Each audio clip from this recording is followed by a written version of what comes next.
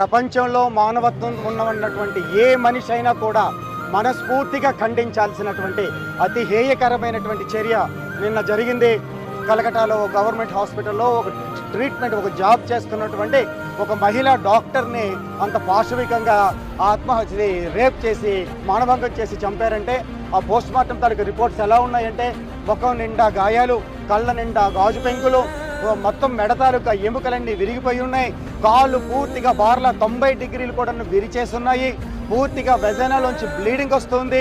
ఇంకా post mortem చేస్తే post mortem తర్వాత 150 ml దొరికింది అంటే ఆ అమ్మాయిని ఎంత దారుణంగా, ఎంతమంది మగాళ్ళు, ఎంతమంది క్రూరత్వంతో క్రూరమైన మనసున్న వాళ్ళు అలా చేశారు అంటే వినడానికి చాలా బాధకరంగా ఉంది, మాట్లాడుకోవడానికి బాధగా ఉంది.